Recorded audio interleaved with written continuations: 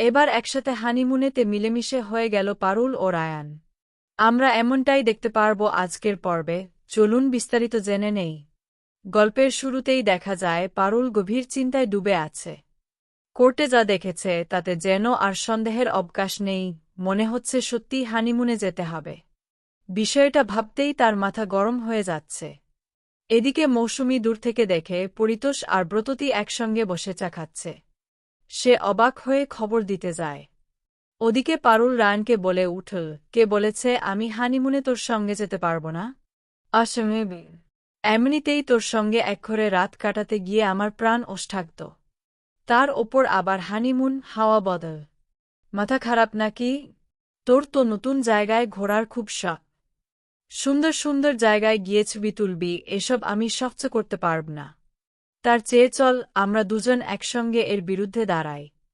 Ryan দীর্ঘশ্বাস ফেলে বলে, বুঝতে পারছি, কিন্তু হানিমুন তো দূরের কথা, আমার এখন কোথাও ঘুরতে যেতে ইচ্ছে করছে না। কোর্টের ভয়ে কেউ ঘুরতে যায় নাকি? পারুল গম্ভীর গলায় বলে, আমিও এভাবে যেতে চাই না। বলতো, কোর্টের ভেতরে যা দেখলাম, তুই কি চাইছিস ওই বাড়ির লোকেরা আমাদের জীবনে ঢুকে পড়ুক? তারা আমাদের সম্পর্ক নিয়ে আলোচনা করুক? আমি একদম চাই না। আমি আমার জীবনটা প্রাইভেট রাখতে চাই। রায়ান একটু রেগে বলে, ভিতুর ডিম কোথাকার! আইন যা বলছে সেটা মানতেই হবে। তুই কি এই ঝামেলা মাথায় নিতে চাস না? পারুল ঠান্ডা স্বরে বলে, ঝামেলা নিতে চাই না বলেই তো বলছি।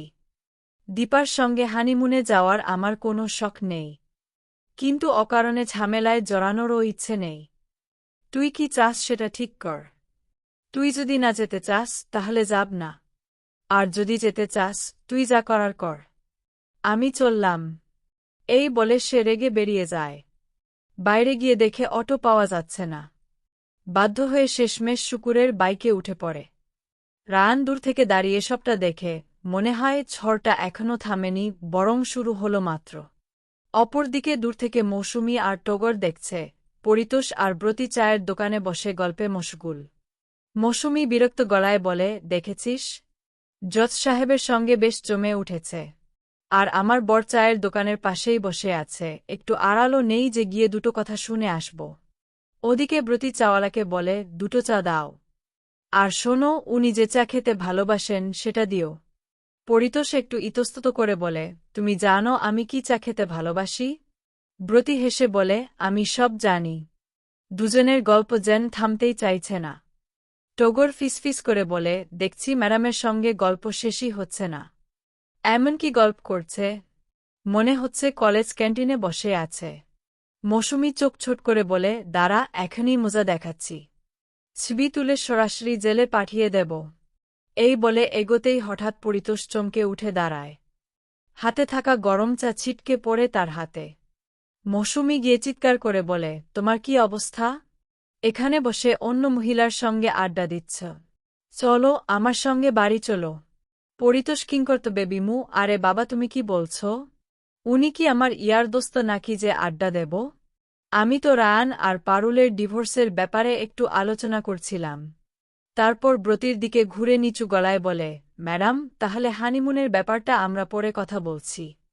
মৌসুমী আর সময় দেয় না, পরিতোষকে টেনে নিজের দিকে নিয়ে চলে যায়। ব্রতী মনে মনে হাসে, ঘোড়া আর মানুষ এক জিনিস নয়। বাবা তাকে ভয় পায়, বউকে ভয় পায়, ছেলেকেও ভয় পায়।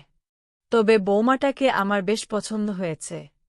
হানিমুনে গিয়ে ছেলেটাকে বাগে আনতে পারে কিনা সেটাই দেখার। ওদিকে রায়ান আর পারুল ইতিমধ্যেই গ্রামে পৌঁছে গেছে।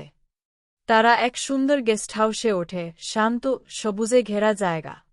কিন্তু ওদের অজান্তেই সেখানে আগেই এসে পৌঁছেছে শিরিনা ছদ্মবেশে। সে দূর থেকে ওদের দেখে মনে মনে বলে, ওয়েলকাম পারুল অ্যান্ড রায়ান। এবার খেলা শুরু হবে।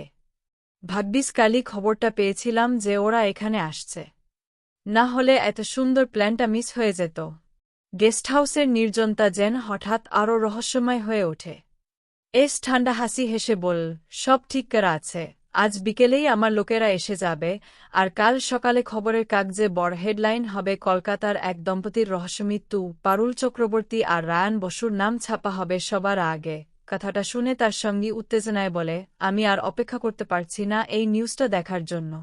এস বলে, চলো আগে দেখে নি ওরা কোন রুমটা বুক করল। এদিকে রায়ান আর পারুল রিসেপশনে গিয়ে স্পষ্ট বলে, আমাদের এমন একটা রুম দিন যেখানে দুটো আলাদা বেড থাকবে। কিন্তু রিসেপশনের কর্মচারী জানাল, দুঃখিত স্যার, আপনাদের নামে আগেই হানিমুন সুইট বুক করা আছে, কোর্ট অর্ডার পাঠানো হয়েছে এবং অ্যাডভোকেট হৃতিক সান্যাল অগ্রিম পেমেন্টও করে দিয়েছেন, আমরা কোনো পরিবর্তন করতে পারব না। রায়ান হতভম্ব হয়ে পারুলের দিকে তাকালো আর ঠিক সেই সময় গেস্ট হাউসের ভেতরে ছদ্মবেশে উপস্থিত মোল্লা, রুকু, অনিরুদ্ধ, মৈনাক ও হৃতিক চুপচাপ সবকিছু লক্ষ্য করছিল, যেন অদৃশ্যভাবে একটা বড় খেলা শুরু হয়ে গেছে আর সবাই নিজের নিজের চাল দেওয়ার অপেক্ষায় আছে। রিসেপশনের লোকটি স্পষ্ট জানিয়ে দিল, না স্যার, আমরা রুম বদলাতে পারব না, আপনাদের কোর্টের মামলা সংক্রান্ত ফোন এসেছে, অ্যাডভোকেট হৃতিক সান্যাল নিজে কোর্ট অর্ডার পাঠিয়ে এই হানিমুন সুইট বুক করেছেন এবং অগ্রিম পেমেন্টও করে দিয়েছেন। আমাদের কোর্ট কাছারির ঝামেলায় জড়াবেন না। বাইরে বেরিয়ে পারুল বিরক্ত গলায় বলে, এখন আর কি করার আছে, যখন জালে পড়েছি তখন ওই রুমেই থাকতে হবে। বাধ্য হয়ে রায়ান রুমে ঢুকতেই দেখে চারদিকে গোলাপের পাপড়ি ছড়ানো, ক্যান্ডেল জ্বলছে, বিছানা সাজানো, সে হা করে বলে উঠল, বাবারে, একেবারে সত্যিকারের হানিমুন সুইট বানিয়ে রেখেছে। পারুল অস্বস্তিতে বলে, একদম ভালো লাগছে না। তারপর বলে, তুই আগে ফ্রেশ হতে যাবি নাকি আমি যাব?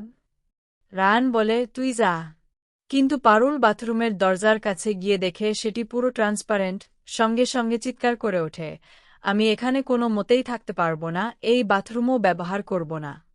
সে বেরিয়ে যেতে চাইলে রায়ান তাকে থামিয়ে বলে, বাড়াবাড়ি করিস না জন্তু, আমরা কোর্টের অর্ডারে এসেছি, নিজেদের ইচ্ছেতে নয়। পারুল রাগে বলে, গায়ে হাত দিস না কিন্তু। তখন রায়ান দুহাত ধরে তাকে কাছে টেনে নিয়ে নিচু গলায় বলে, তেজ দেখাস না, তোর গায়ে হাত দেওয়ার কোনো ইচ্ছে নেই আমার, কিন্তু পরিস্থিতিটা বুঝতে শিখ, সব বুঝেও এমন নাটক করলে তো ঝামেলা আরও বাড়বে। পারুল রাগে ফুঁসতে ফুঁসতে বলে, এই হানিমুন সুইটে কি আমরা নিজেদের ইচ্ছেতে এসেছি? কোর্টের অর্ডারে এসেছি। নিজেদের প্রাইভেট লাইফ লোকের চোখ আর কথার হাত থেকে বাঁচাতেই তো এখানে থাকতে হচ্ছে, তাই না? তাহলে এখন যদি বলি থাকব না, মানব না, তারপর কি হবে ভেবেছিস? কোর্টের লোক যদি সত্যি সত্যি আমাকে চাবুক মারে, তখন পাশে দাঁড়িয়ে সহানুভূতি দেখাবি? একটু থেমে সে আবার বলে, বরং দুদিন চোখ বন্ধ করে এখানেই থেকে যায়। কোর্ট যেসব হ্যাপি হানিমুনের ছবি চাইছে সেগুলো পাঠিয়ে দিই। ওরা খুশি হবে, আমরা মুক্তি পাব। রায়ান গভীর শ্বাস ফেলে বলে, ঠিক আছে, একটা সুন্দর সেলফি তুলে হৃতিকের কাছে পাঠিয়ে দিই। ছবি পাঠানো মাত্রই হৃতিক সবার সামনে দেখিয়ে বলে, দেখো, ওরা তো বেশ আনন্দেই আছে। তারপর আবার মেসেজ করল, শুধু ছবি নয়, দুজনকে একসঙ্গে একটি গানের সঙ্গে নাচের ভিডিও পাঠাতে হবে। এটা শুনে পারুল রেগে উঠল, আমি কোনো জন্তুর সঙ্গে নাচতে পারব না। রায়ান প্রথমে আপত্তি করতে যাচ্ছিল, কিন্তু কোর্টের সেই চাবুকের দৃশ্য মনে পড়তেই থেমে গেল। নিচু গলায় বলল, যা বলছে মেনে নি। আবার ঝামেলায় পড়তে চাই না। আজকে এই পর্যন্তই। আপডেট পেতে চ্যানেলটি সাবস্ক্রাইব ও বেল আইকনে ক্লিক করে রাখুন।